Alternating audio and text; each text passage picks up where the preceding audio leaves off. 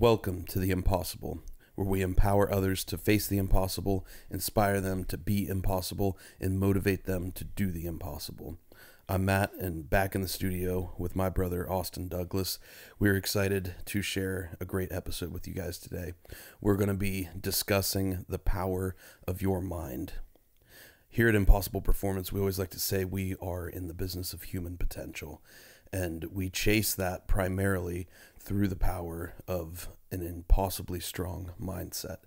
Because most of us here have had our bodies beaten down and broken, and we've got incredible challenges we're overcoming, whether it's disease or missing limbs or whatever it may be. And the key to everything we chase and everything we show is that our success, our performance is so crucially rooted in the power of our mindset. And we always try to spread that example of when you can get your mind properly aligned, properly tuned, properly focused on everything you're chasing in life, and you can build a strong mindset behind that, then the body will follow suit. And I think we saw no better example of that than we did this past weekend at our powerlifting competition. Austin and I were able to step on the platform for actually the first time ever together in a competition. So it was incredible to be able to share that time and that experience. Absolutely. And to work together in that capacity. We've supported each other in different competitions in the past, but to get to do that side by side together was a totally new experience, and it was incredible. So we're going to take it back for a second and talk a little bit about how we got to this competition, what made us want to chase this competition, what we were chasing in this competition, and then we'll talk about the day itself, the challenges we encountered, how we were able to overcome them, and how we were able to reach for and chase numbers that should not have been possible, should not have been able to be done, yet were able to be achieved due to, like I said, that incredibly strong mindset we've been able to cultivate. We'll talk about how we got there, how we built that, and how you guys can start incorporating some of those strategies into your own life for anything you're chasing, whether it's powerlifting, business, family life, anything else in the world. All of these lessons will apply to whatever you're chasing. So, take it back. How did we end up signing up for the August meet? So the August meet itself here at Monsters is one of the less populated powerlifting meets there at Monsters. So we knew that, for one, we wanted to have good representation of Impossible Performance there. And so that was pretty vital. And then secondly,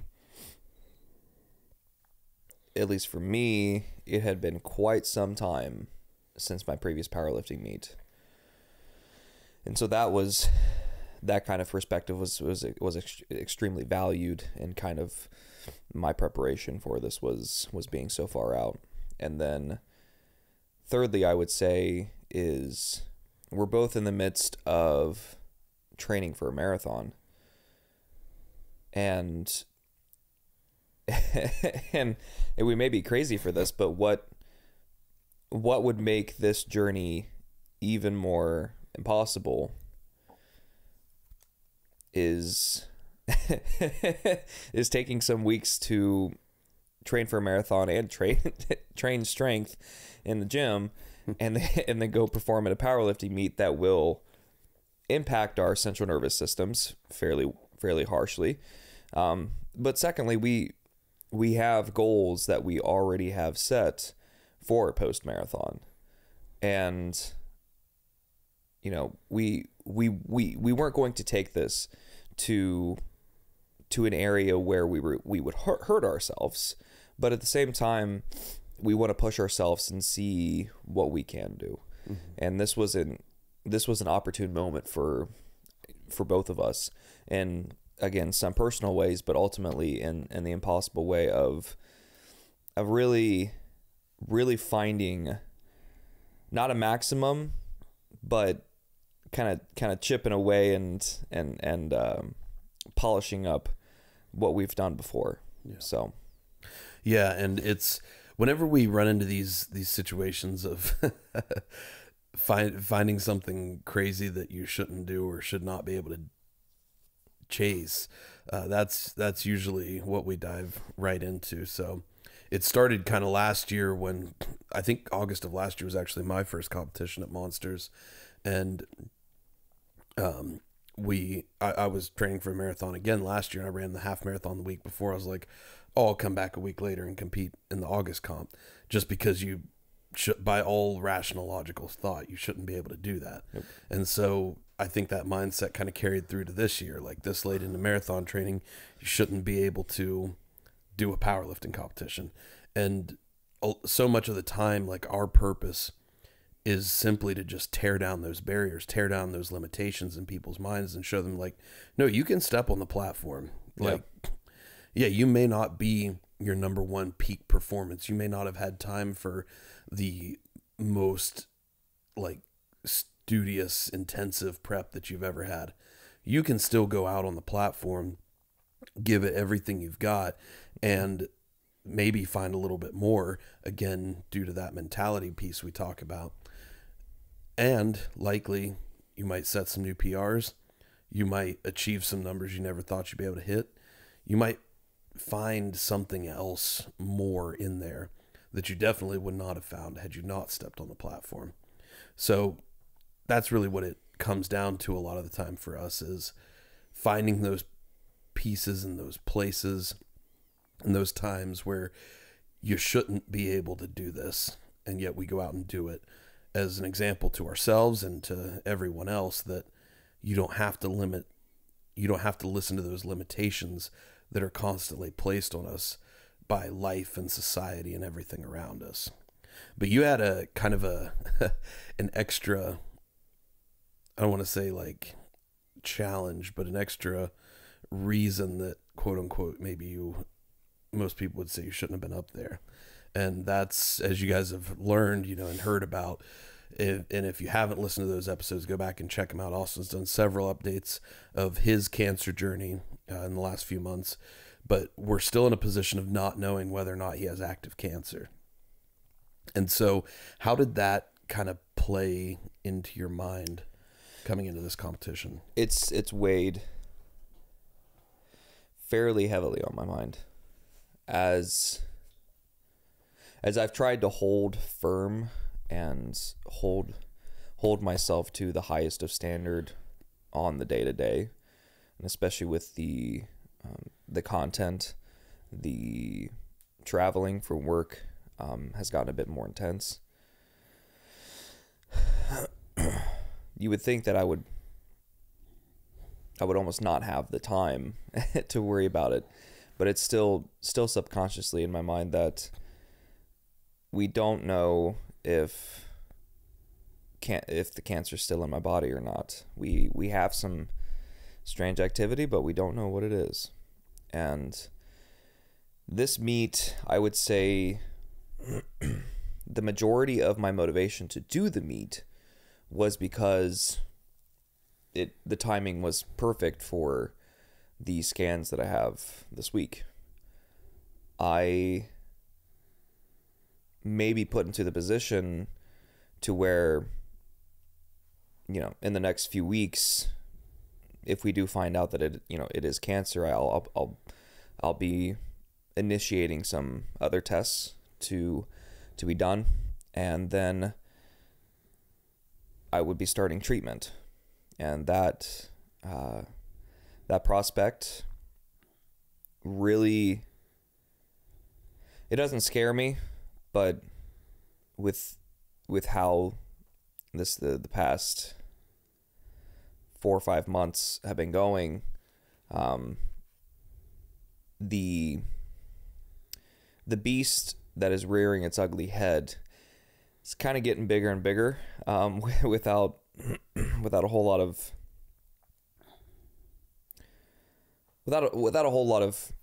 of myself voluntarily feeding it.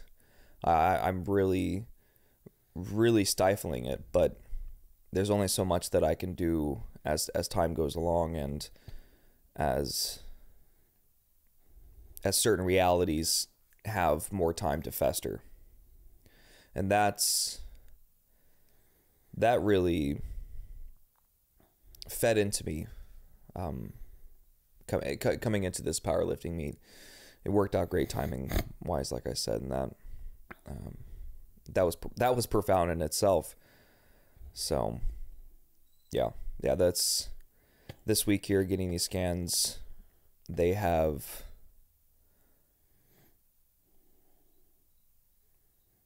kept me in check.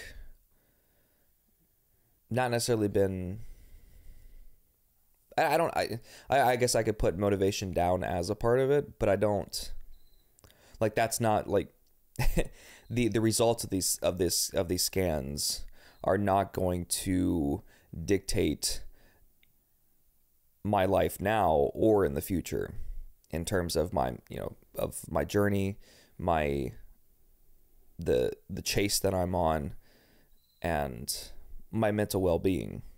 It has some weight to it, as I've already said, but for that to be some engulfing sense of despair, absolutely not. And it's because I've been able to create these healthy what do you call them,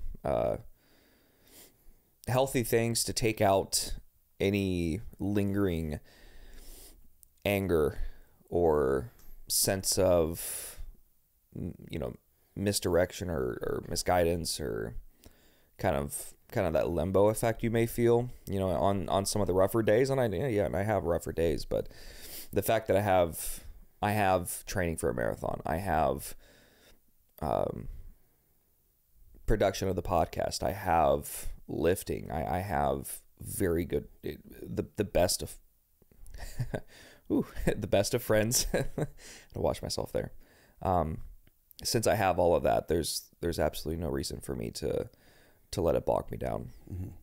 Yeah. And I think it's an excellent display of everything we preach as well. As I just talked about, like, you shouldn't be able to go up and compete in a powerlifting meet and set lifetime PRs. Yeah. The week before you have, or like not even the week, days before you have scans to find out if you have cancer or not. Like, who would do that? Yet, look at what that shows, not only to everybody around you, but what that shows to yourself. You go out and literally put on a display of maximum strength. You find a new potential of your own strength days before you face scans to figure out if you have cancer. What that does to your psyche, what that does to the message of who you are to yourself, what you gain from that is going to be infinitely more important and more vital in that battle against cancer than I think any amount of like rest and thought about the situation would ever provide. Yeah. And not only that, not only does it serve as that message to you and that reinforcement of like, look at the strength I have, I can face this. It also sends that message to others and shows them, hey, look what he's facing and look what he's coming out to do. You can do that same thing in your life. And I think that's just such an incredible place to be, such an incredible perspective to have, and a perfect example of our message being spread. So when we signed up for this meet and decided to chase after it, we had some pretty unique training approaches coming into it. I think you signed up or committed to doing it, was it 6 weeks out from the meet? 7 weeks out, yeah. Yeah. Enough time to get a 6 week with deload week in it. Yeah. So very short prep. You had basically no access to, good, legitimate powerlifting training equipment, training in a commercial gym, and you're traveling all the time for work. So you're constantly in different gyms, like maybe hotel gyms here and there. And it's definitely far from an optimal, perfect situation. Myself, I was working on running, working on starting a new job, having a family. So it got to the point where I was only able to commit time to 1 day a week of training. I was doing an SBD day once a week. And again, both of those situations are another reason of like, you can't do that. You're not going to go out and perform optimally, you know, whatever. And again, it's this, we get to the point where we start to crave those situations because we look at those and we say, okay, I'm going to take this suboptimal situation and I'm going to use the power of my mindset and the power of this message that we have to flip that around and achieve beyond optimal performance, not just in spite of those circumstances, but almost because of those circumstances, because nobody else would be out here doing this. Nobody else would think this was possible. Nobody else would find opportunity in these situations, but we're going to. Yep. And that's constantly the message we try to promote and spread to people, because in life, you're never going to have perfect circumstances. You're always going to have challenges you have to overcome.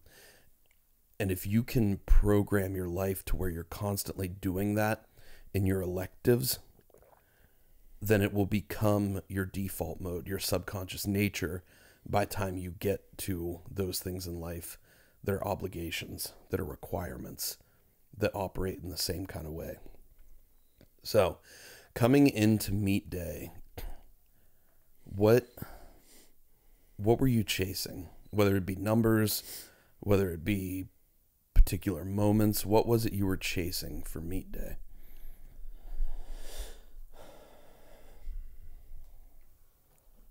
I can honestly, we'll just use those two as pretty much my aims. I had gone in knowing that I would push and break a PR, push for and break, PRs and squat and bench, but deadlift, I have to say, which deadlift is I love that movement, my favorite movement out of the three. I was scared to hit my previous PR in a meet, which was 354, something like that. And so coming into it, I was excited but nervous. I really was to hit numbers, because I wanted to hit at least 4 for deadlift when I first set goals for the programming. And I had hit 335, I believe I hit a 345 in training, but that was my highest 1 rep max. And I'm like, for a competition that's less than 2 weeks out, really how much can my mind now? Oh, wow. I hadn't thought about that. How much can my mind override my sense of, or the position that my mind was in, going, the goal that I set is 55 pounds higher than what I've hit in training for this. And I've hit higher in the past, but that is 2023. So that is well before any of the marathon prep, and before a cancer relapse. So that included chemo. So I put myself a lofty goal because I knew I enjoyed the movement, but it did not go well during prep. With bench, with the help of monsters, my bench has skyrocketed. Like I hadn't been over 200 pounds ever. It may have been last year or sometime during this year. And with the help of other monsters, I shot above 200. And in prep, I hit 225 for one, I believe, twice. And the one time it went okay. The other time It went a little bit better, but I did have somebody there actually spotting me, so I was able to kind of take away the safe worries away. And so I was hoping for 250 at the meet. And then squat, I knew with squat, I had been fighting a lot of fears, a lot of demons. One of my concussions back when I was in high school was from a squat accident. I was squatting by myself and hitting a PR. I know, without safety bars, without zero safety, in a situation that I should not have put myself in, but I put myself in it, and I went forward with the weight as I was coming up. I stood up and then just went forward, and the bar landed on the back of my head and my face on the concrete. And if I wouldn't have 45-pound plates on that bar, we would not be having this conversation. So went to the hospital and, concussion, yada, yada, yada. And that was like 175, 185, something like that. And since then, it wasn't until getting to monsters, honestly. So this is 10 years that I didn't touch squat. I didn't want to do it. I did not want to squat. Absolutely not. I had no intentions of it. I honestly, I had a bit of a negative mindset to it, not for others doing it, but just simply for my participation in the movement itself. I had no desire to push that. And so coming through this programming, I didn't tell anyone about it at first, and I set myself a very lofty goal for the meet, and hit 275 in a previous meet, and it was there, but I didn't put a whole 100% into it. And so this round here, I hit a PR 277 on the second rep, and then all of you guys walked up. You're like, you're doing 300, and I'm just like, I really don't want to do 300. You, Pete, I forget who else was there. You're there, Zach, and you're just all like, you're doing 300. And I'm just like, all right, I guess I'm doing 300. So I walk back to the table, and I believe I was shaking my head too, and I'm just like looking at the sheet. I'm like, Johnny, here, 300, like 302. And I went up there, and that fight was incredible, absolutely incredible. I really enjoyed that. And mentally, what was the original question? I apologize. Oh, you're all good. I was asking like what you were chasing in the meet. Oh, chasing. Yeah. So those are the numbers. A 300 for squat. Bench was supposed to be 275 or no, 250. And unfortunately did not get close to that. That's because sometimes I'm not a good listener. And then deadlift was 405. So, and chasing mentally was, I guess, what I was actually getting to there. Nice. Was that I had some fears to knock out of the park on squat, and I had a lot of, and then for deadlift was honestly frustration with myself for how the program went, for how training went. And with it being my favorite movement, that is where I knew I would have to take it to the next level, to a level that I've never gone to before for a lift ever. Squat, again, I was conquering, not necessarily conquering a fear, but I was helping myself realize that I can get beyond it, that I am beyond it. But for deadlift, I had to really, really chase down onto something to push myself through the 400. So,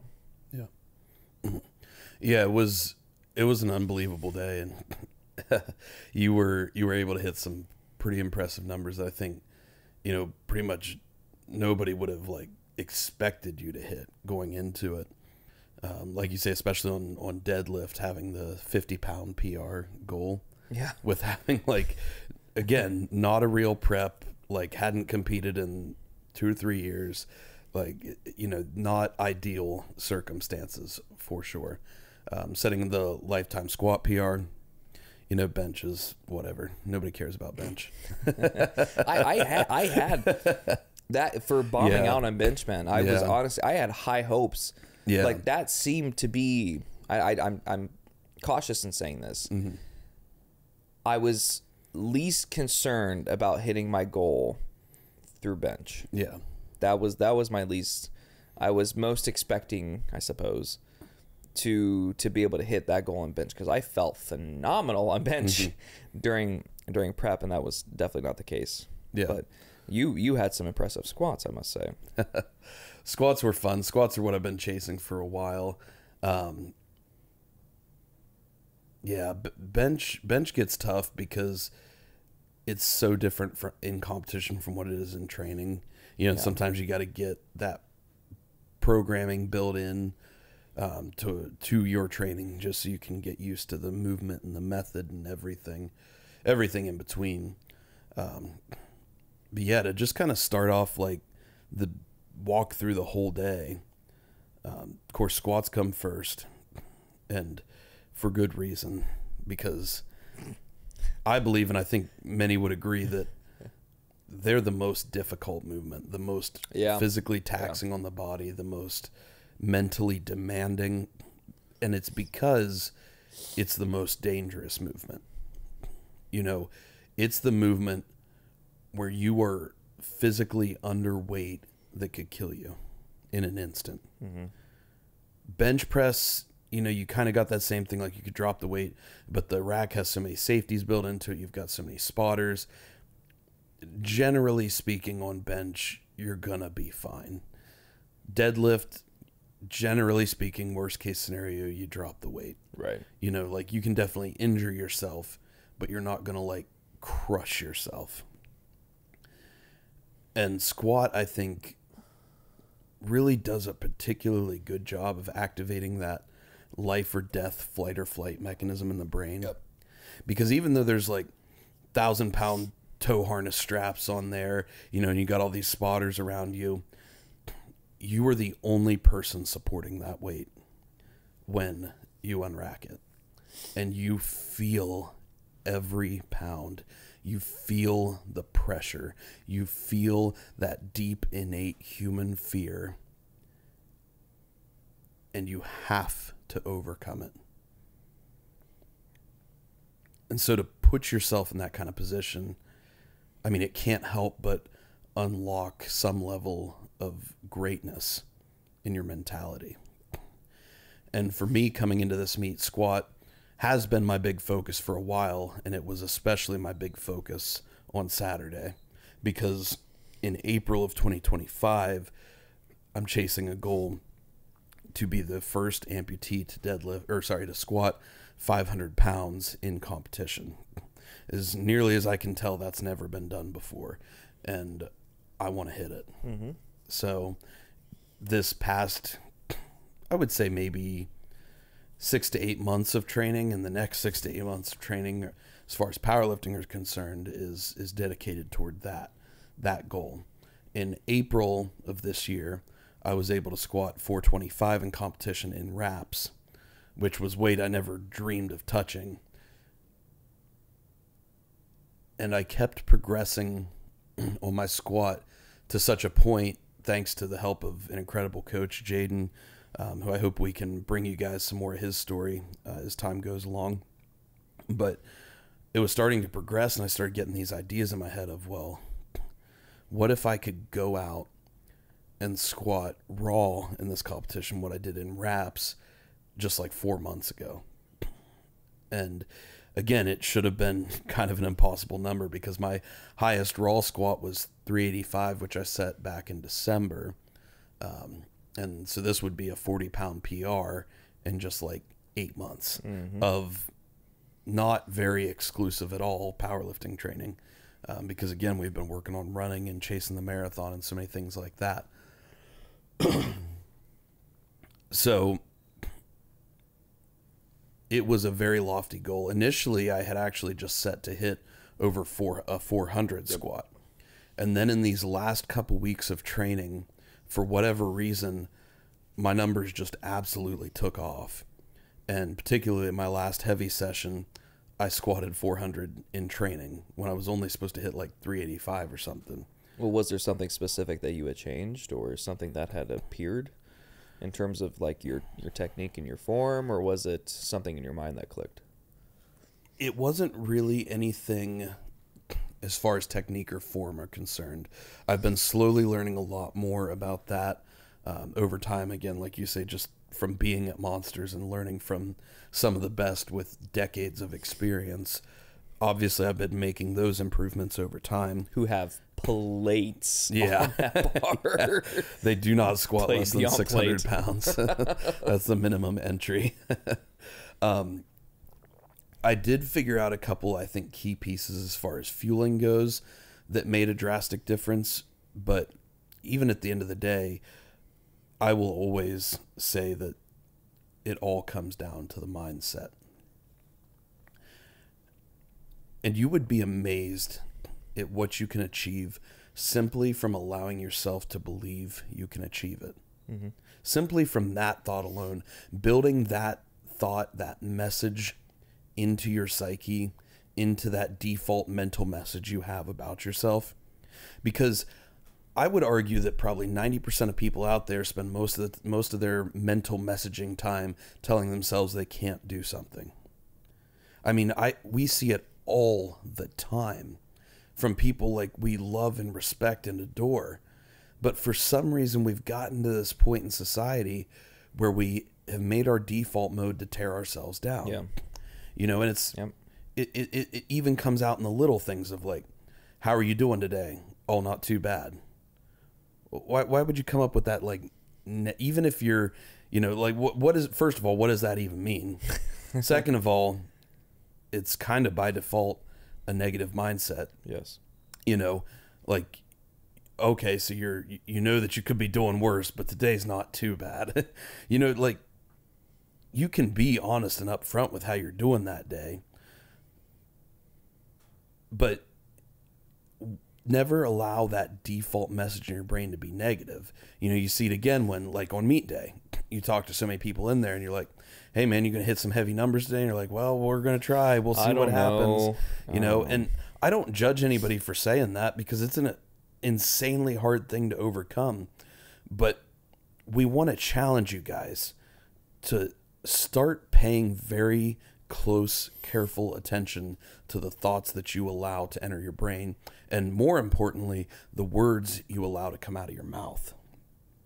Because how is your body supposed to respond if the message it's gotten for the last 3 weeks, 6 weeks, months, years, however long, how is it supposed to respond if that message has been, well, maybe I'll hit this, but we'll see, you know, I don't know.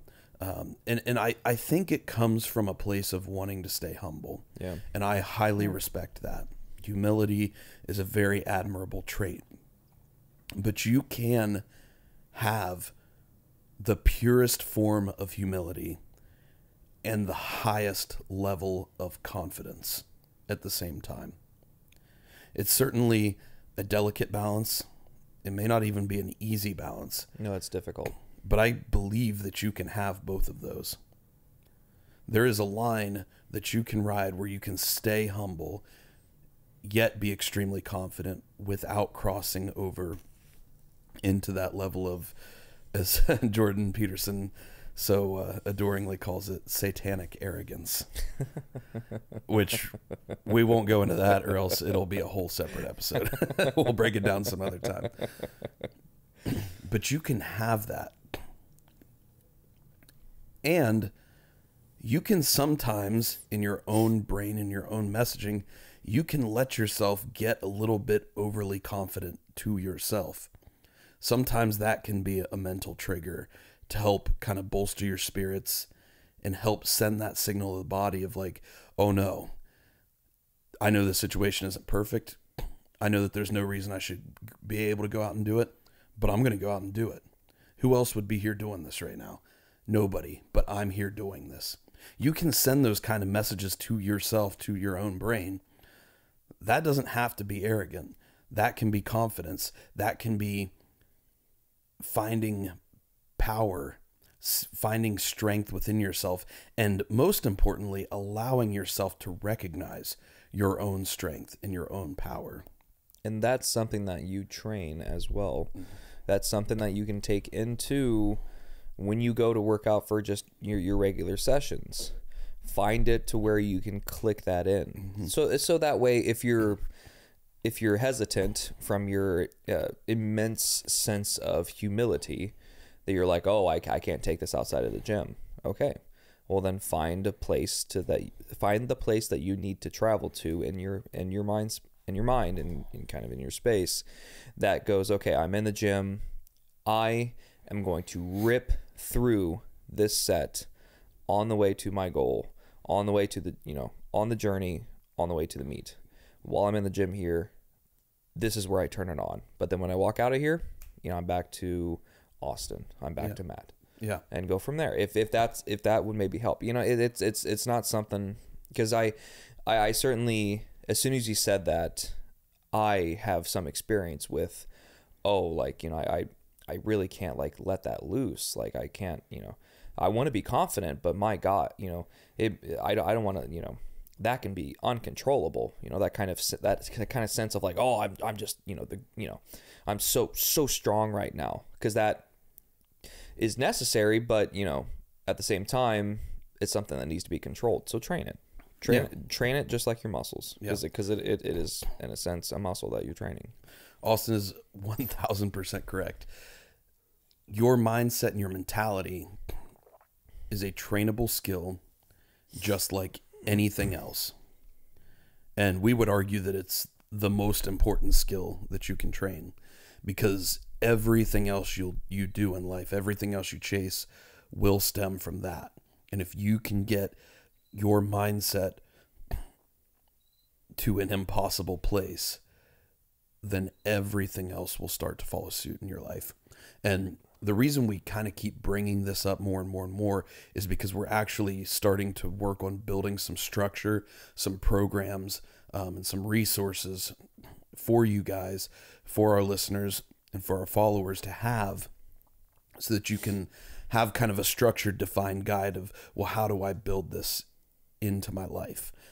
Just like you have programming and you have set training and peaking and deload and everything involved in a powerlifting program, you can build that same structure for your own mentality. And that's something we want to be able to offer you guys. So we're working on building that right now, and you'll see our content start to focus more and more and more on this piece. Because, as I said before, neither of us have any remote special genetic gifts when it comes to athletic performance. Neither of us have any anatomical builds that make us just like freakish specimens on the platform. And beyond all of that, our bodies have been ravaged by disease and by toxic chemotherapy and everything else that goes along with it. So we've had to find something to leverage, something more, something deeper, something that we can take these bodies that should be at such disadvantage, yet find advantage within them, within the situations. And that piece that we've leveraged has always been mindset. And we found structure and programming and training for it in our own lives and our own paths. So we're going to be working to bring that to you guys. And I think that this competition was a perfect example of just that. How do you take an impossible situation, find leverage, find advantage in it, and come out the other side having done things that you should not have been able to do? And I believe it all starts with what we just talked about, that messaging to yourself about yourself. Who am I? What am I here to do? What am I going to make happen? That piece alone will dictate so many of your subconscious actions, your subconscious preparations, your subconscious thoughts, your subconscious feelings, throughout not just prep, but like the day of itself, when you go to face that bar, face that weight, and perform that lift. So coming into squat, you opened up, I think, a little lighter just to secure something, get something out. 235, yeah. Yeah, which is a strategy I use myself. I always open light just to secure something, get the feel for it, and then I go a little more crazy on my next too. Because I don't like to do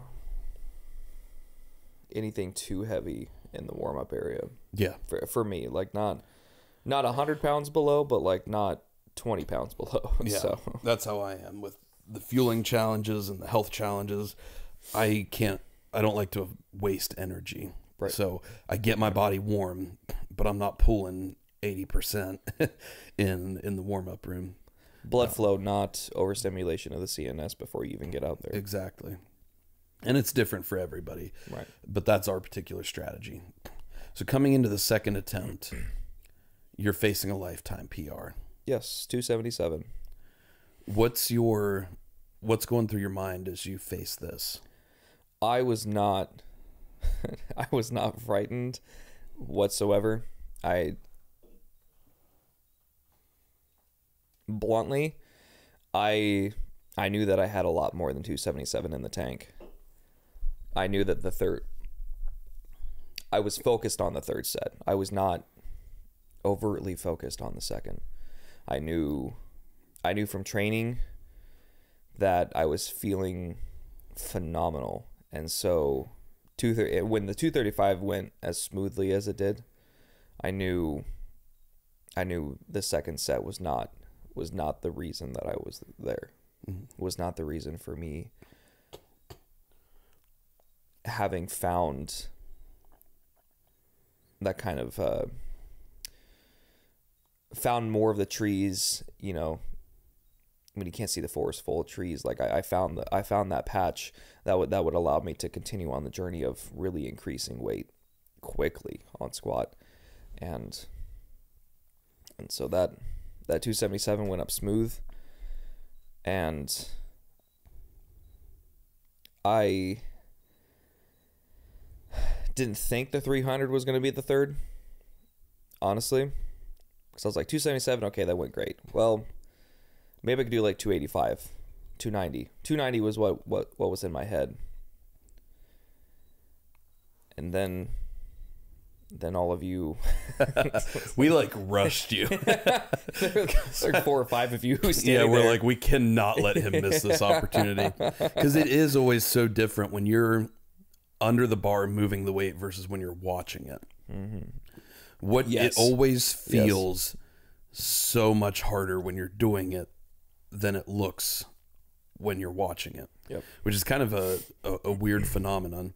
But even to yourself, like, if you would go back and watch video of that 277, you would notice that it looked way easier than it felt at the time. Right. And I think that that's just another perfect reflection of life in general. Like, the challenge when you're going through it is always so much more difficult than when you look back and reflect upon it. Mm-hmm. And so I think you once you get around powerlifting long enough and you start, you know, seeing enough people and knowing what things look like we all get pretty good at seeing somebody's lift and knowing, like, oh yeah, they've got another 20 pounds, they've got another 10 pounds. You know, we just get used to kind of seeing like where that true 100% and then beyond that really lies. But you'd still hit 277. We were telling you to go up over 300. Some people were telling you to go 315. Yeah. That's like a 20 to 30 pound jump, 25 to 30 pound jump. Not only that, but it's like a 10 to 15% increase on what you just said as a 1 rep max, which that is a big percentage. And we're not talking 2 to 3% here, which is custom in a lot of situations. We're talking like 10 to 15% increase. And I would guess that started to instill some of that fear within you?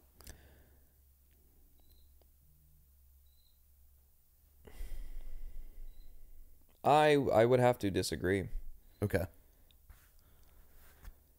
I was somewhat nervous, but I was quiet because I knew, I was like, okay, I'm gonna have to dig deep. Mm-hmm. I'm gonna have to dig deep. And it was not, I can promise you that it was not in spite of anything. Yeah. It was most certainly, I sat there because I was like, okay, this is gonna be heavy. This is gonna be, obviously, as we've explained, the heaviest weight ever on my back. And I thought to myself, this may be the heaviest weight on a bar on my back, but this is not the heaviest experience that I've had. Mm-hmm. So I knew that I had a place to go.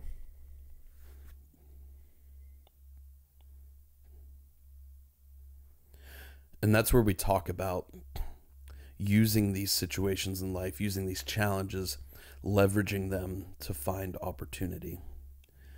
Because you've battled through things that are so much heavier than this. Mm. And you're able to incorporate that into that mindset piece of, hey, look what I've done, look what I've battled through, look what I've fought through.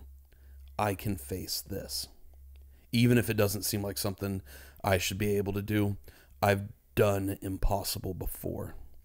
I'll find a way within to do it again. And it almost kind of sounds like you were able to take those feelings of fear and nervousness and anxiety that arise and just put them to the side. Yeah. Because I knew I had to. Yeah. In that moment, they're not, you don't have room for anything that's not fruitful, that's not beneficial to you. And when you can learn to, and again, this is something that everybody can learn. It's a muscle you can flex. It's a skill you can develop. You can learn to become a conscious observer of your own emotions. And you can learn and develop skills to be able to pick and choose, set certain emotions to the side for a time being when you know that they're not fruitful, you know that they're not beneficial, and you can foster other messages and emotions and beliefs and feelings within yourself and flourish those a little bit to help drive toward a certain goal. And that's exactly what you have to do under that squat bar, especially when you're facing a challenge as such.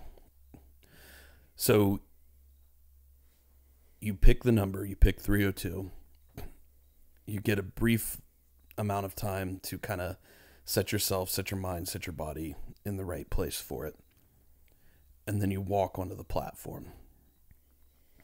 What's going through your mind as you step up to the bar, lift up the weight, and go to perform the lift? What does that process look like for you? The song was Hamraner Hippia. I hope I'm saying that right. Probably not. From Heilung.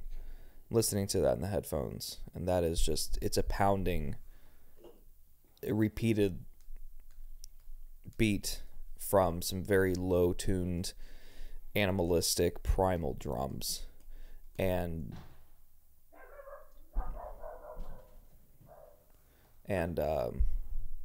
some Tibetan throat singing, some singing, some screaming, and that was going through my headphones for about 7 minutes. And go up, you feed me the ammonia, and I get up to the platform, and the only thing in my mind is, I have to do this. And we had monsters there working the monolift and and part of the crew, and so and they were just like lightweight, get it, and I was just like, all right, I have no other choice. so I get underneath the bar, and my word, that was a lot of weight. Yeah. that was not light. The 277, I was like, okay, this is kind of heavy, but we should be good. But that 302, I was just like, whoa, yeah, that's a lot of weight. Nothing can prepare you for just that amount of pressure. And so much of powerlifting is not even about the strength. It's about managing the pressure of the weight. Putting 300 pounds on a 190 pound frame, and being moving, like being dynamic with it. Right. Your bone structure is now supporting your body weight plus an additional 300 pounds. And not only that, but your nervous structure has to learn to operate under that kind of weight. Mm-hmm. And so much of the time, that can be the biggest challenge beyond even the strength component itself. Oh, absolutely. And that pretty much as soon as I lifted the bar, I was like, okay, this is a lot of weight, but I have to stand up. Got to the bottom. I really don't think. What was nice about it was I wasn't so much in my head at that point. Mm-hmm. I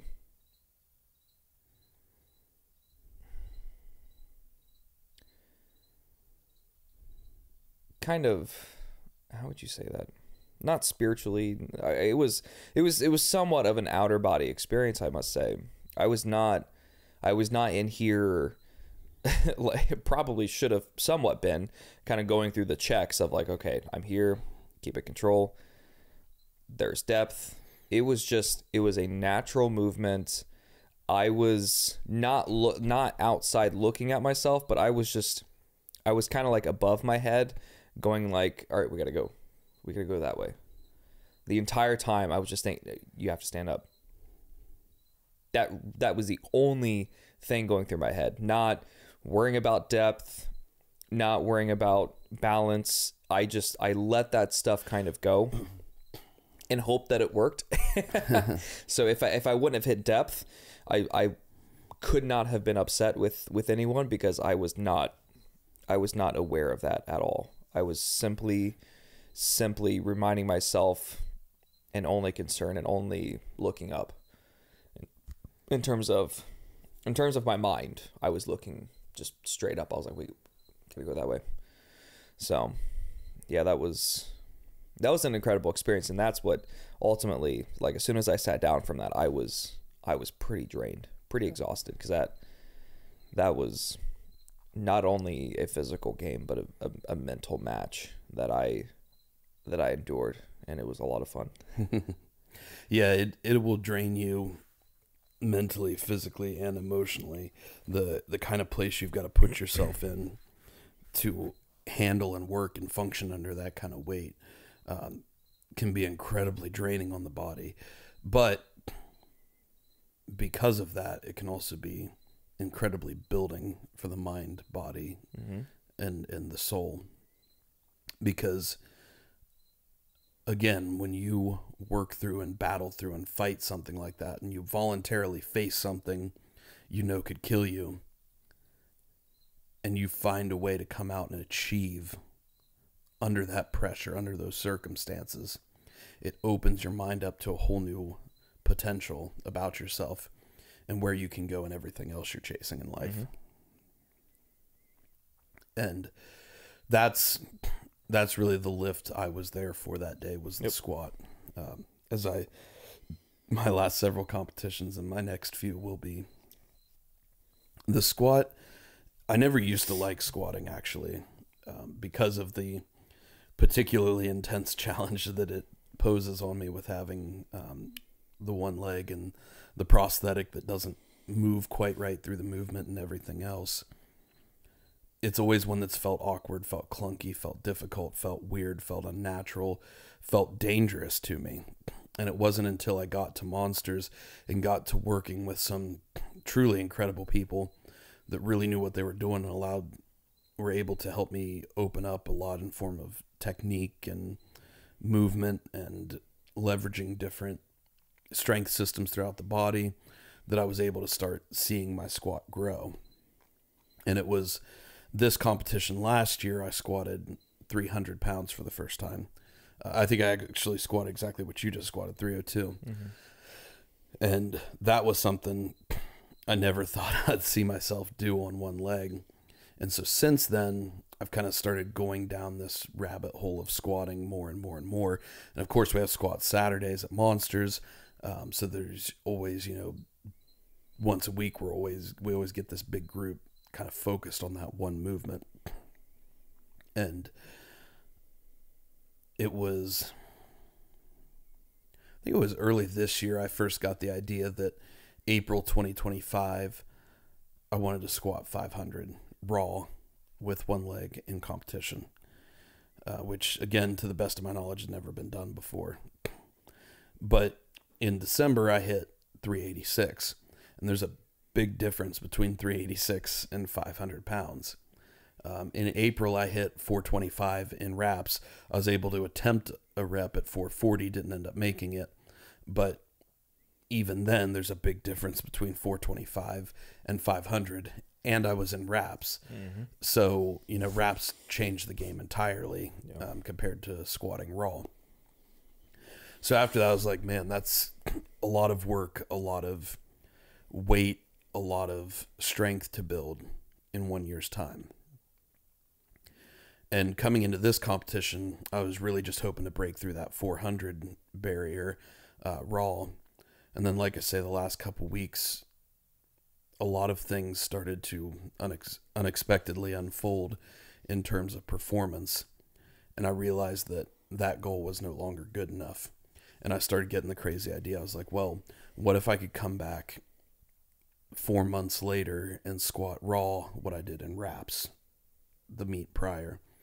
And that, over the last 2 weeks, became my new goal.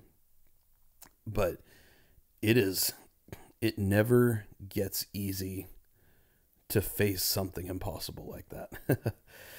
You keep raising the bar, and even though you've done this before, you've been here before, you've done things you never thought you would achieve before, it's never easy to wrap your mind around the acceptance that you're going to make this happen. Yet, through this mindset and through this message that we cultivate, it can become a process that you work through and allow yourself to achieve time and again. And so I opened up light, honestly lighter than I originally expected, like 373. Again, just had I think the biggest warm-up I did was,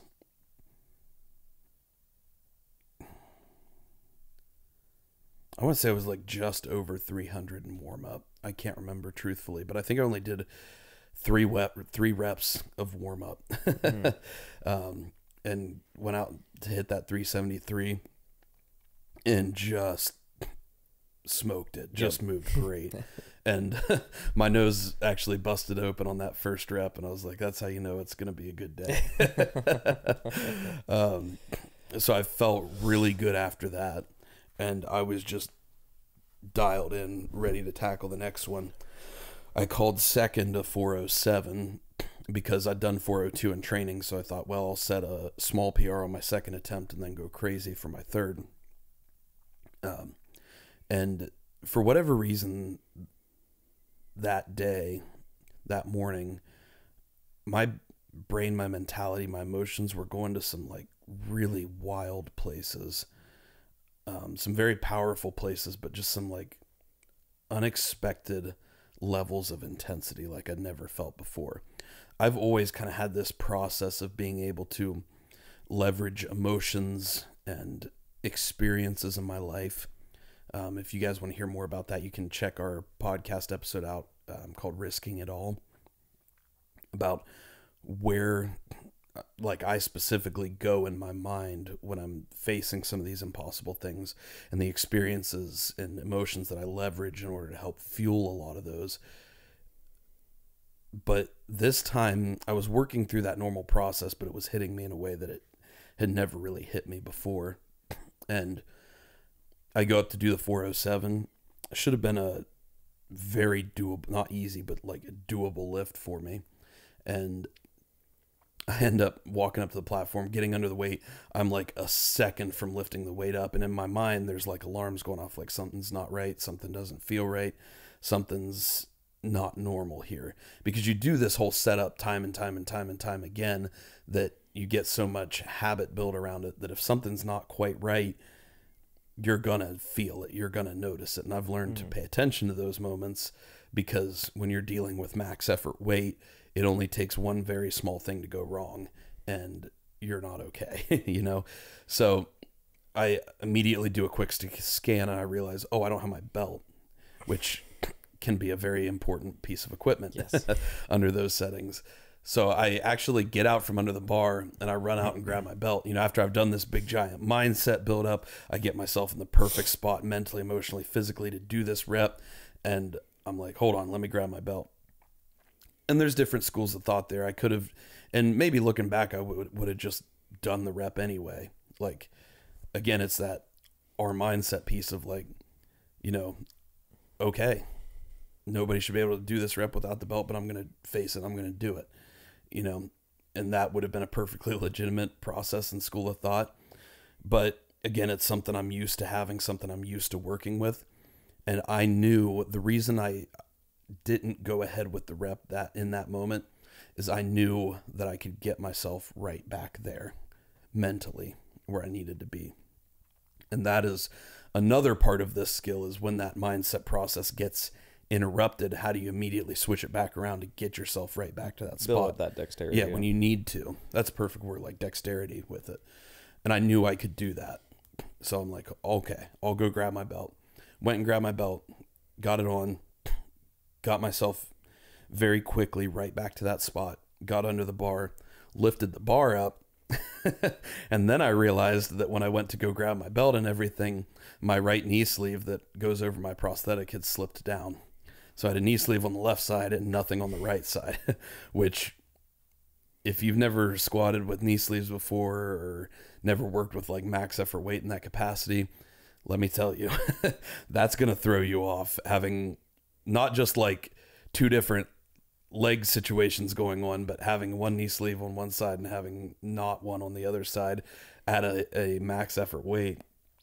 And I didn't realize it until I'd already had the bar unracked. I could have put it back down, fixed the knee sleeve, and got back under it. But this is an example where I'm like, you know what? I already stopped once. I'm back where I need to be mentally. I'm just going to make this happen. And what's cool about it is internally, I immediately saw that as a moment of opportunity. Mm-hmm. I didn't see it, because where your brain subconsciously will always go is it will say, oh, I don't have this knee sleeve on. Oh, I don't have this belt on. I can't do this lift. That is where your brain will default go. But if you work through this process enough, if you work at building up this mindset, get yourself to a place where, oh, that knee sleeve's not on, that's an opportunity to do something even greater, to perform a max effort squat under even less optimal conditions. That makes that win, that victory, even greater. It makes it so much sweeter, and it becomes an even more powerful reinforcement to yourself of you can operate under imperfect circumstances.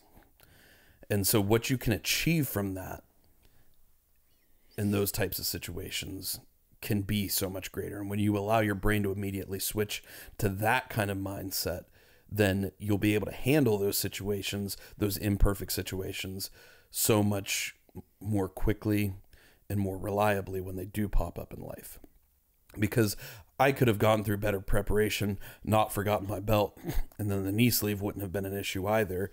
I could have controlled that situation better, but there are situations in life where you can't control it, and imperfect things arise that you have no control over whatsoever.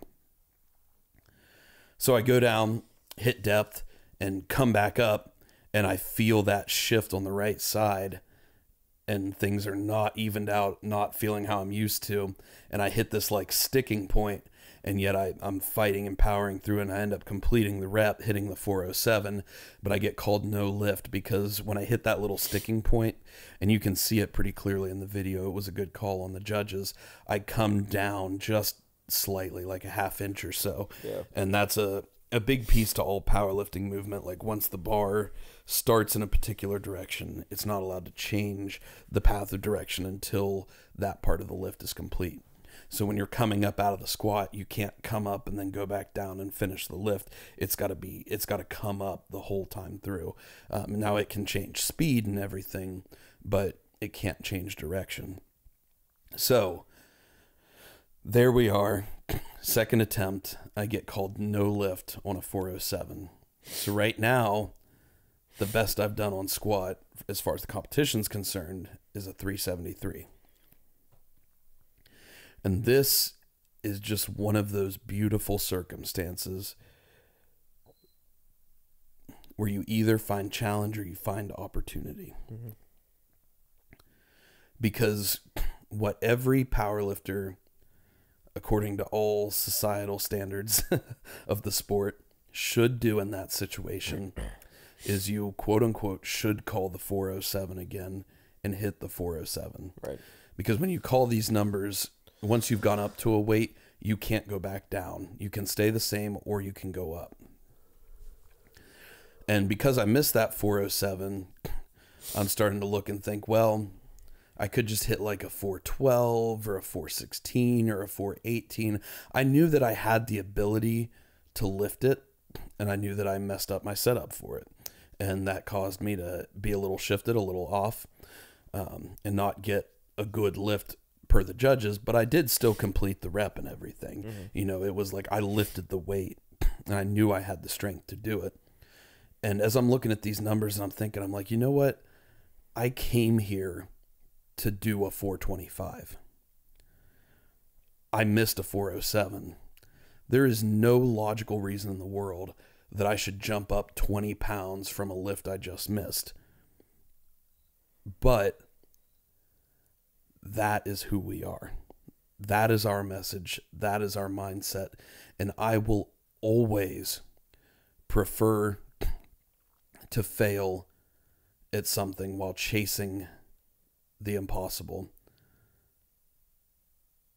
than to ever succeed at something I know I can do.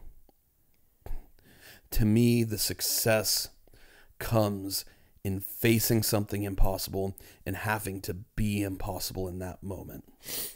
Choosing to put yourself under that weight and in that situation that should not be able to be done. And you won't always come out victorious in the way you might imagine. But the mentality and the fortitude, the strength and resilience you'll gain from putting yourself in those positions will be so much more valuable. And not only that, but you will have moments where you choose to put that unruly faith in your own potential, and you will succeed in ways that you never could have imagined. And that makes the 100 failures that led up to that moment immensely worth it. Mm-hmm. So I realized, you know what? I've got a responsibility to my own potential, to this message, to this mindset that we put forth. I'm calling 425. And that's what I called. And then, you know, returned to rest up a little bit, sit and spend some time with my daughter who was able to be there, and you guys. And I think really a lot of that process and even walking back up to the bar was kind of a blur. And I probably cracked some joke along the way about making sure I didn't forget my belt again. I actually had my setup perfectly aligned for the 425. But I remember hearing the platform ready, walking up to the platform and turning around, like nodding at Wade like I was doing every single time, because he's my favorite guy to have behind me in those moments. He just has a way of really poking the right places in my mindset. And he's also a man I trust with my life to catch me if something goes wrong. And he's somebody that I know will never let me settle for less than my highest potential. So I give a nod to him, and I turn around and I face that bar, and there's like already like tears streaming down my eyes. And in this moment, I'm just thinking about that kid who came out of a coma after having battled through ECMO and 9 months of chemotherapy. That kid who was told he should have lost his life. That kid who was told he would never walk again. He would never mentally function independently again.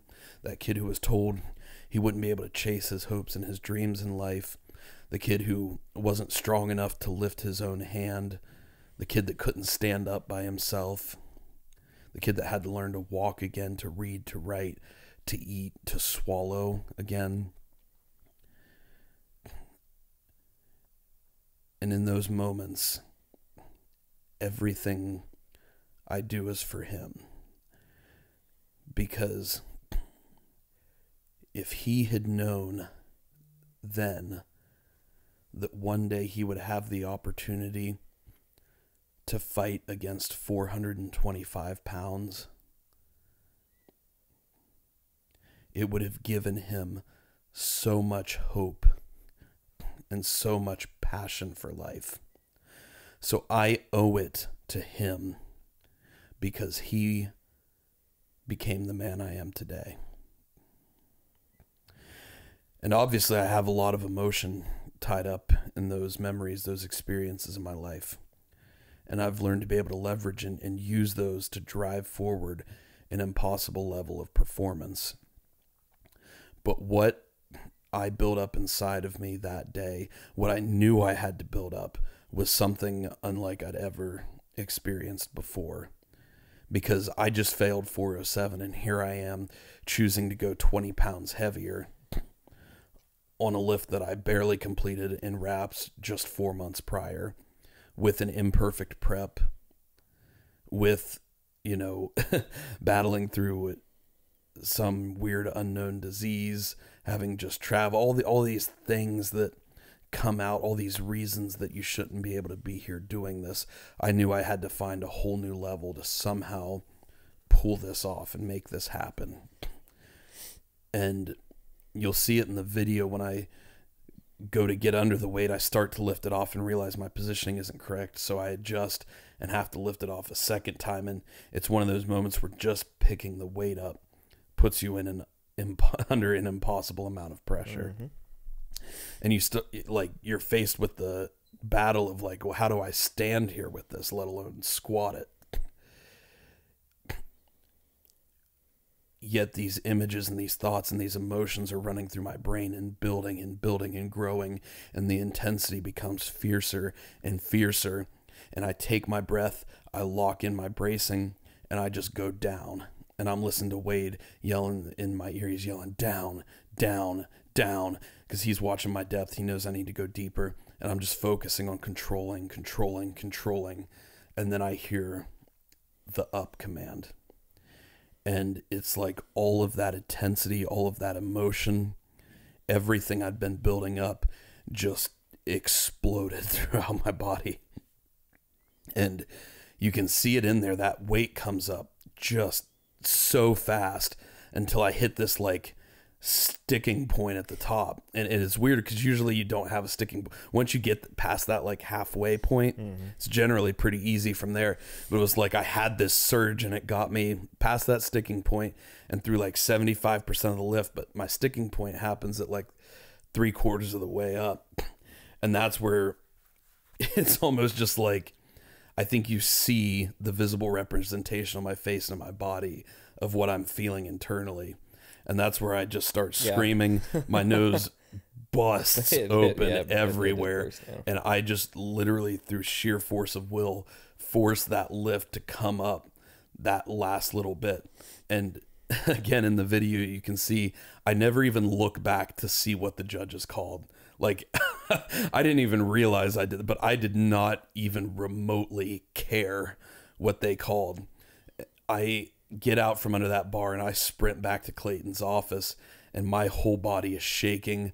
I'm like crying and moaning, and like I had a full on like mental and emotional breakdown for a little bit there.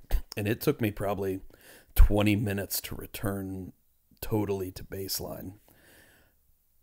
But and that sounds like it was maybe a scarier, like negative experience, but for me, that was the best lifting experience I'd ever had in my life.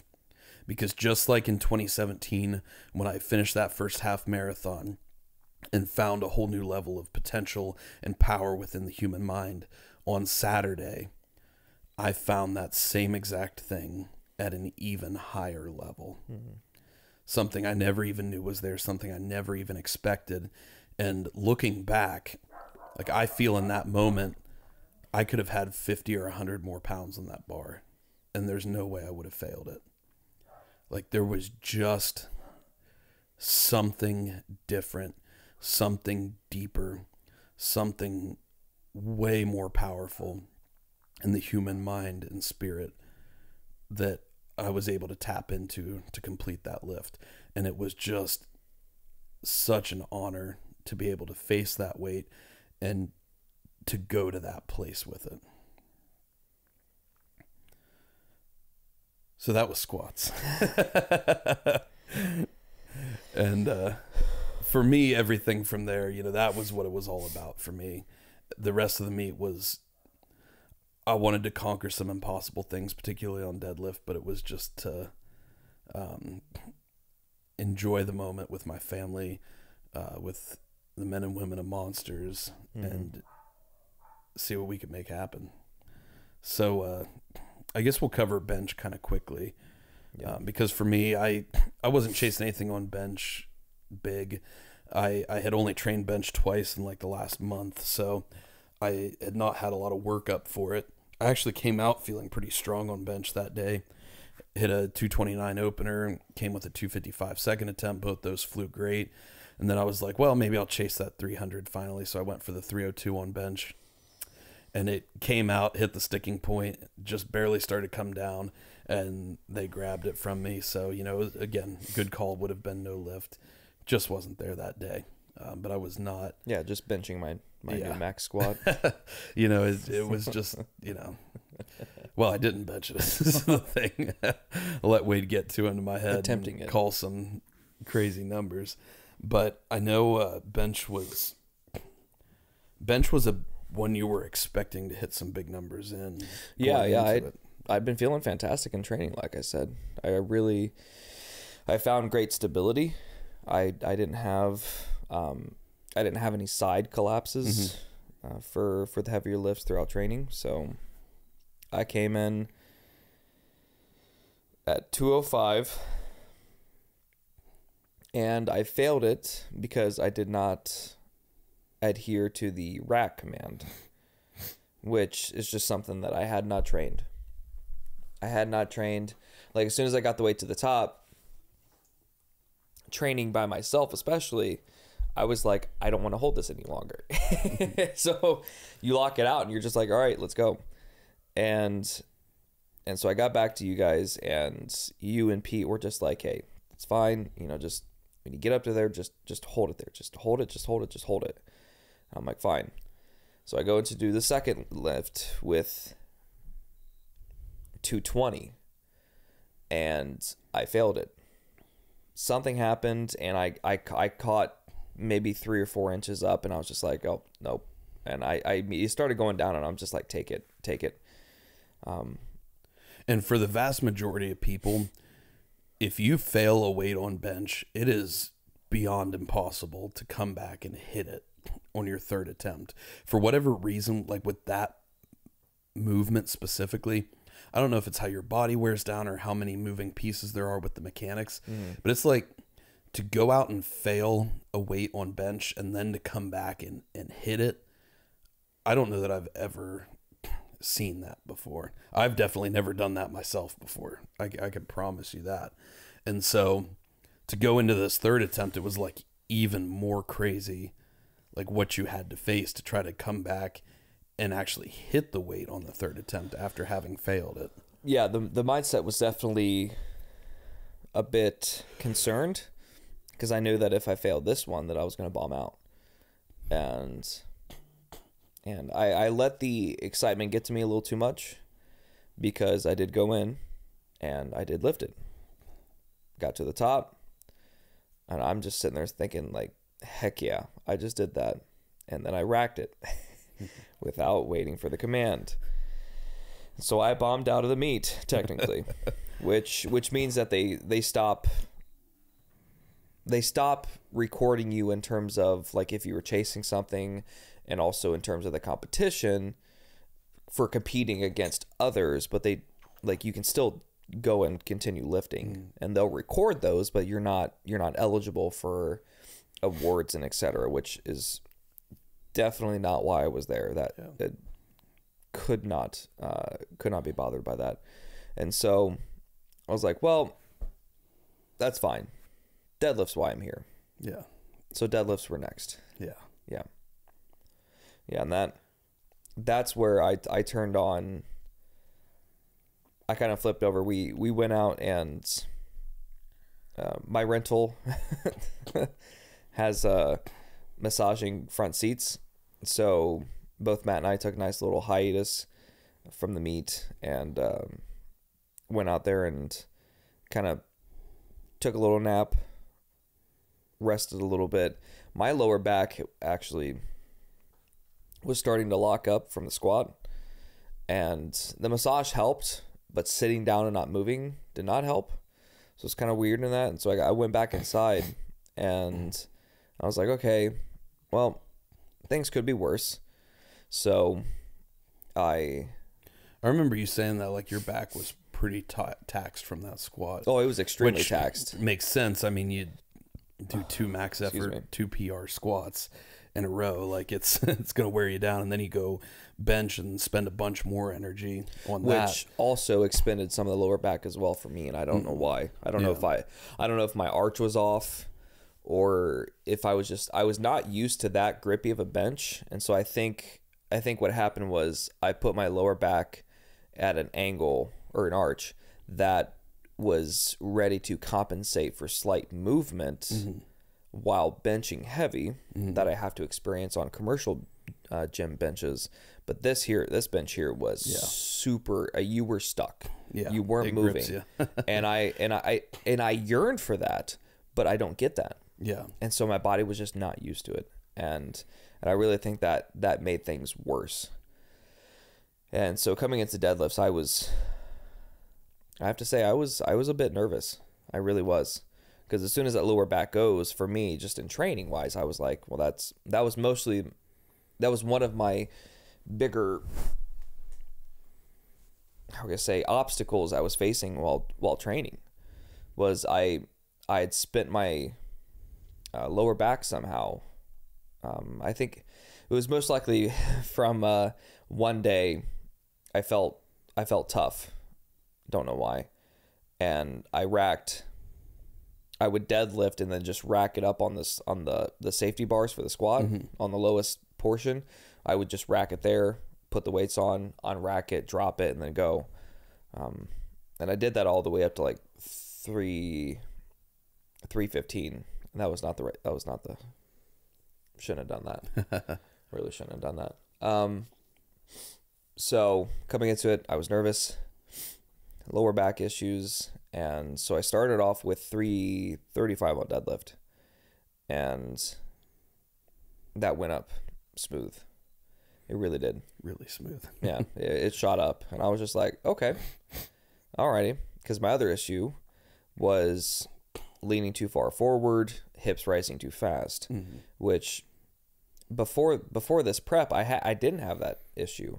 But during this prep, as soon as I got heavy, I just immediately would resort to that, hunched back kind of structure. And I'm like, what is going on here? And I was catching it in training. And so I thought to myself going into the second set or second rep at, what was my second? 378, I thought. Yeah, I say, yeah, 370 something. Yeah, because you took a big jump between first and second. Because it went up so well, and then again, you guys were like, "Oh, you got this, you got this," and I'm like, "All right, I got it." And so the second rep was rough, but that was an all-time raw PR, and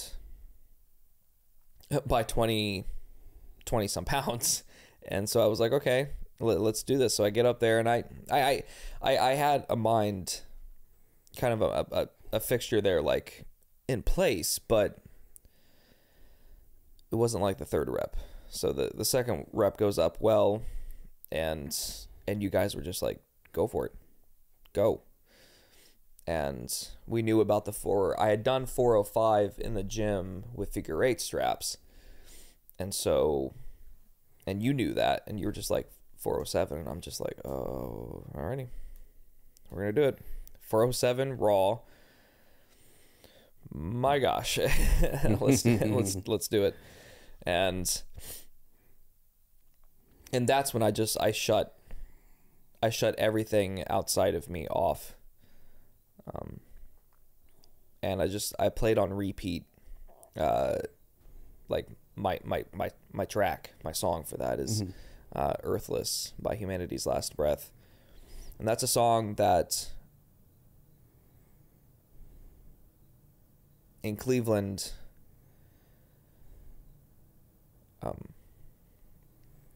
receiving the brentuximab plus AVD, it was about a 6.5 to 7.5 hour ordeal, just depending on how fast the pharmacy could get the drugs up. And I would listen to Earthless on repeat for 7 hours. I did that a few times.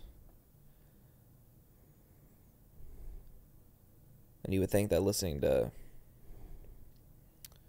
less apocalyptic music would be the choice in that matter, and it wasn't for me. Not at least when the drugs were being delivered. I allowed myself to feel the anger in those moments, so that when I left, I wouldn't feel so naively frustrated with others. And so Earthless, it lyrically it's definitely intense. Yeah. The music itself is intense as well.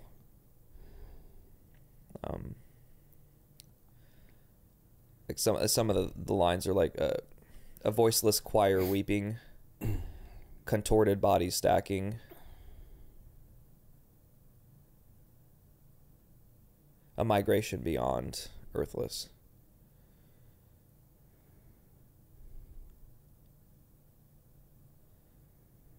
And then it goes into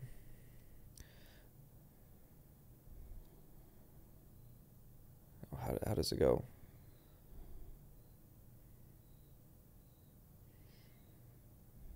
Yeah, voiceless choir weeping, contorted body stacking, descending through nothing. And that's just that on repeat is fuel for me, because that's how I felt in those moments. Locked, not physically, but figuratively locked to a chair for 6 hours with that machine beeping.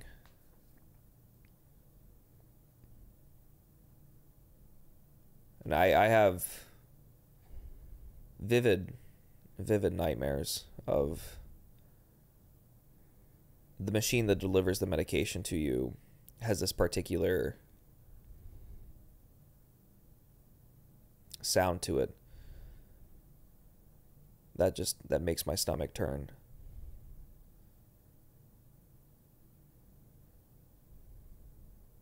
just constant.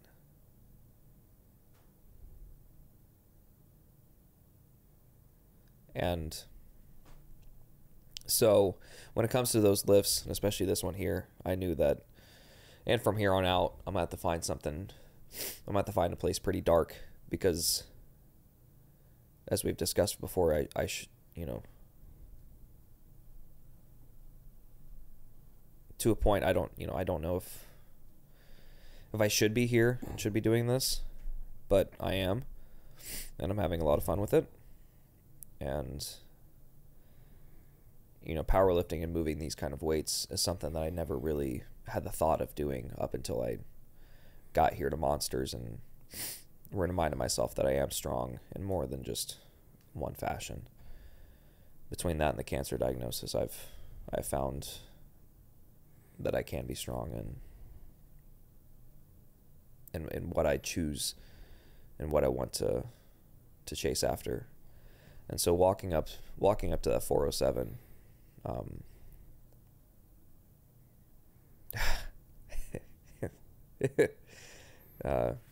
you push the right buttons. And it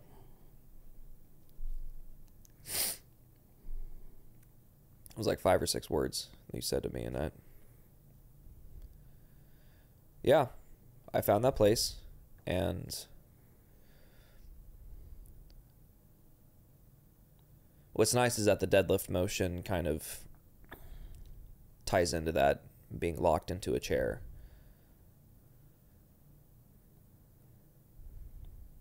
And I tried to sit just as deep as I possibly could when I rolled that bar back.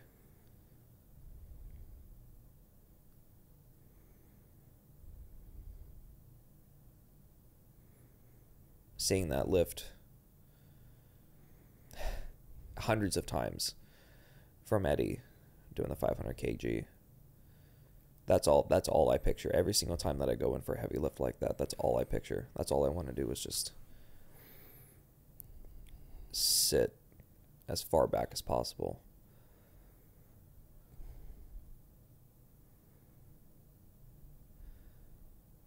And yeah, stood up with it. That was rough. That was a rough lift. that was heavy. But ultimately it I think it moved a lot better than what I had anticipated. But I was able to keep form. I was able to keep back on the initial lift. I was able to sit, to not allow the hip rise to happen too soon. And so as soon as I got it, previously my sticking point was like getting it above my knee. If I can get it above the knee, golden. But as soon as I lifted off the ground, as soon as it started moving, I was there. But again, like with the heavy squat, I was kind of like, we're going to stand up. Mm-hmm. There really wasn't another option that I'd given myself, or that you had given me. So I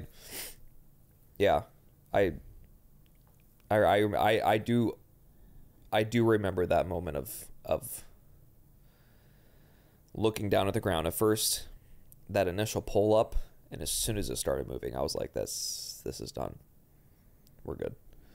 So, and I got a no lift because I kind of forgot about this part.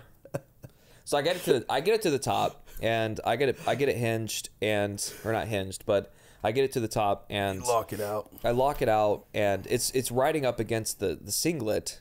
I couldn't get it up. I couldn't get it up and above, and so that's why I started shaking a little bit. Mm-hmm. Was like I was kind of doing a strongman thing. I'm like, okay, I'm getting caught on the singlet, so I'm just going to continue to rip. But then I'm like, wait a minute, I'm at the top, and then I start screaming, and when I went to drop it, I knew I was dropping it, but I'm like, okay, I need to keep my grip on it, and I won't be called for it, you know. But come to find out, if your elbows bend on the way down before you get to the bottom, It's called like a throw down, like you threw the bar down. And I was the only thing I actually. Oh yeah, I see it. Like, he's got a bruise on his knee. I have a bruise on my knee from going the way down, because I just, as soon as I got to the top, I'm like, as soon as I got to the top and started screaming, I'm like, I'm done. Yeah. I'm done. And kept my grip on it, and I thought that was going to be enough, but I didn't know about that rule, and which is fine. It when you look at the replay, it does mimic you throwing the weight down, but I kept with the weight. I mean, I'll say for the future, as I continue up in weight, I'm not setting that weight down. Like, that's just not going to happen. So if that means that I'll fail the top rep for the rest of time, I really don't care. As long as I lock out the bar, that's my main concern. Count me out for the rest of them, but I'll definitely try to keep my arms straight going down, but I'm not lowering, because did you notice that a lot of the lifters after me were slowly putting that bar down? Mm-hmm. And I felt bad for them. I'm like, if you're doing that by choice, awesome. If you're doing that because I got counted out, like screw that, man. Please don't. Like that, like having that kind of hesitancy now installed into the rest of the lifters. If that, I just hope that I wasn't the motivation behind that. Because if I was, that's unfortunate, even though it's the judge's call. It's not the judge's fault. They did what they were supposed to do, but yeah, I really hope that wasn't because of me. Because I just said that I don't want to do that. I don't want to set the bar down nicely like that, like a teacup set. I'm not doing that. But just for the future, it's something to keep in the head. But for me, I know for my body weight, I'm not achieving any records. I'm very aware of the weight of the totals that people in my weight class put up. I'm not achieving that, and that's fine. That is not my life goals. I'm not bothered by that at all. I'm there to have a good time. I'm there to lift heavy with my friends, and knowing that I locked out the bar and got the down command, that's when I'm done. After that point, what also sucked was the crowd was just like, oh, and I wish I would have. I had the presence in mind to hear that they did that. But I wish I would have. I wish I could have come up with something in that moment to go like, no, like, let's go, like, don't. Yeah. Because you weren't chasing I'm any like, judge's approval. You weren't chasing any records. You don't look at that placement. monitor. Yeah. Like, let's go. Like, yeah. I did the lift. All right, just relax. Everything's fine. Yeah. So you were chasing a new potential for yourself and defining your own strength, and you hit that lift by every standard of the definition, even the powerlifting standard. You just got a little too excited when you put it down, which happens to everybody. We all make those mistakes. It's okay. But that, you bring up a good point, in that shouldn't make it mean anything less than what it was to you. Yeah. And that's something we all need to focus on, because at the end of the day, it's great to chase records. It's great to chase placements. It's great to chase all of these external achievements, but never for a second let that overshadow the internal strength and understanding of who you are that you achieve from these lifts and these moments. And what it can mean to you. Yeah, because that's going to be so much better fuel and validation and motivation and drive for you going forward than any title, any record, anything could ever mean. Right, because I'm not worried about that weight now. Like, now that weight will be on my way up to my next PR. Absolutely. So that's absolutely golden. And now you can, kind of bringing it all back full circle, now you have the opportunity to approach these scans tomorrow and the results on Thursday, knowing that you are the strongest you've ever been in your life. So whatever may come, you are better equipped to fight it, to manage it, and to face it than you've ever been before. Mm-hmm. And that is the purpose of everything we do. Building this mindset and learning to utilize it in all of life's challenges, both elective and obligatory, so that you can build a stronger person. You can find a higher level of potential. You can become someone impossible, someone who should not have been able to exist, someone who should not have been able to do the things that you are doing in the face of any challenge that you find in life. That's why we went out to chase this meet. That's why we chase everything we chase from a day-to-day, year-to-year perspective at Impossible Performance. And it's why we're working so hard to spread this mission and this mindset to help you guys find the exact same potential in your life. Because this mindset piece we discuss can be used by anyone for any situation, any challenge you're facing in life. It's a skill you can develop. It's a muscle you can flex. And you can use it to be impossible and ultimately do the impossible in your life. So if you guys want to learn more about how we've cultivated this mindset, how we've broken it down, how we've structured it, how we've incorporated it into our own training and our own performance in life and in business, then feel free to reach out to us at www.impossibleperformance.com. We have resources and programs we're actively building right now. Those will be available later this year. But if you'd like to go ahead and get a jump start on it and learn how you can start building this into your own life, go ahead and reach out to us. There's a contact form on there. We would love to help in any way we can to help you build this into your life and start learning the structure and the theory and the practice behind this. Because I promise you, when you can change the default messaging and programming of your mind and let the body reflect the strength of your mind and follow suit in that capacity, you open yourself up to a whole new world of potential you never would have allowed yourself to believe was available to you. So reach out to us there. All of our resources, all of our media is found at impossibleperformance.com.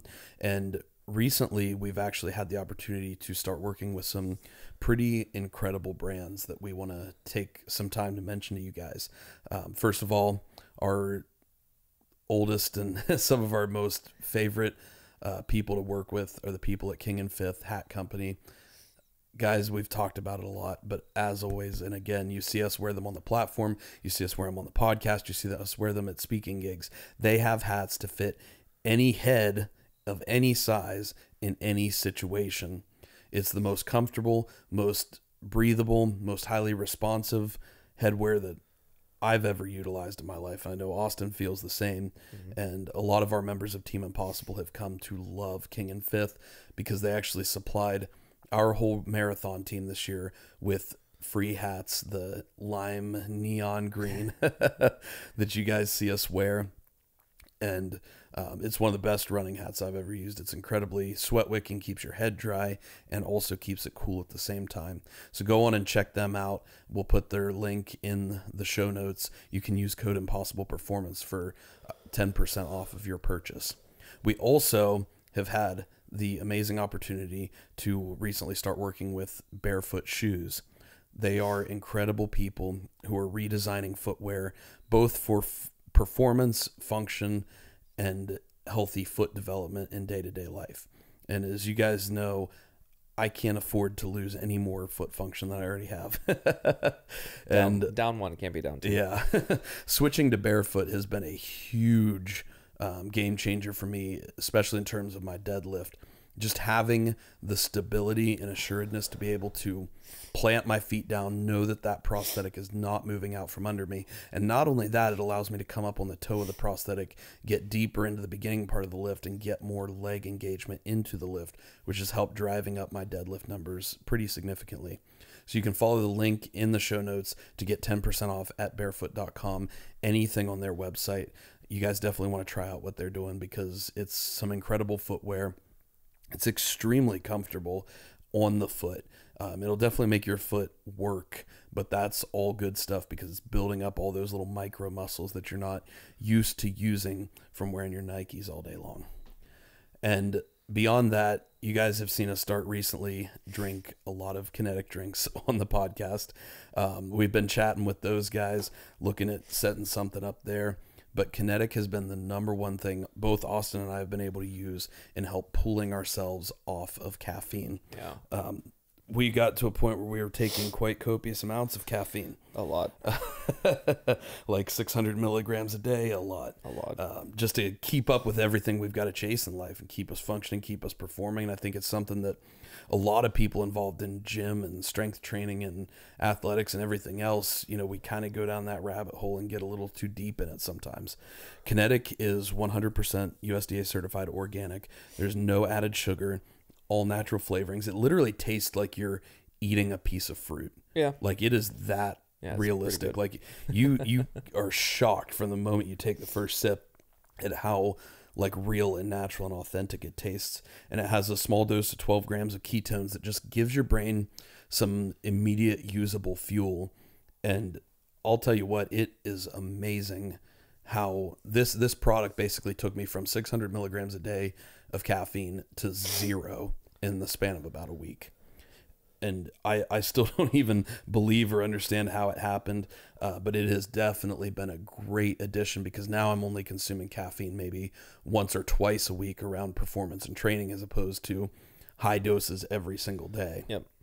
And the ketones in Kinetic, they have a unique patented formula that uses a mixture of salts and alcohols to allow, you know, a good immediate effect as well as more of a sustained release. So more to come in hearing about Kinetic, but definitely check them out because they've been a phenomenal company so far and just an unbelievable product. Mm-hmm. So that's all we've got for today, guys. Austin, brother, do you have anything else for the people?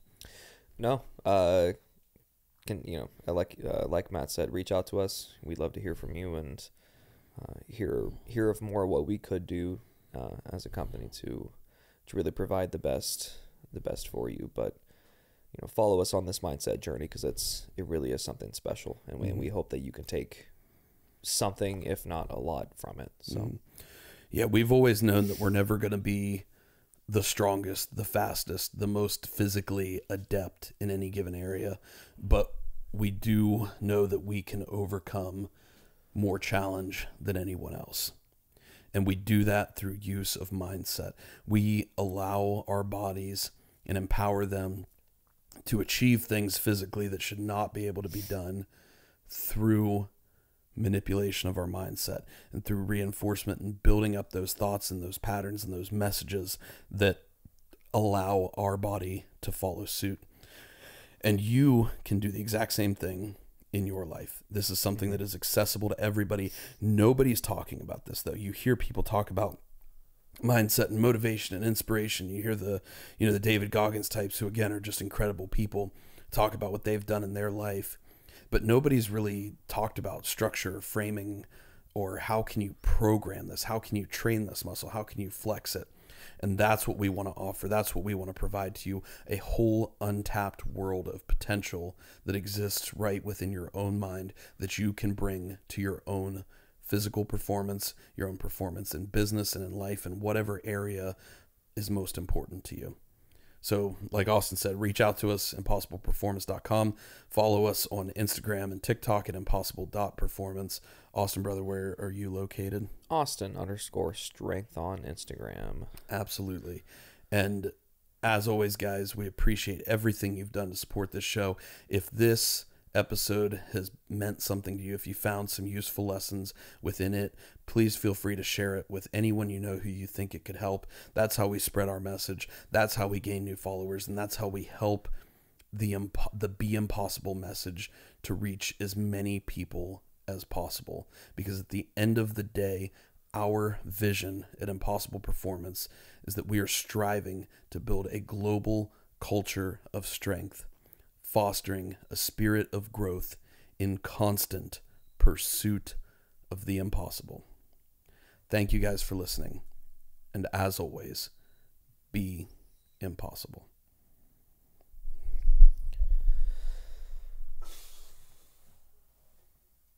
Oh, that was beautiful. Oh, that flowed so well.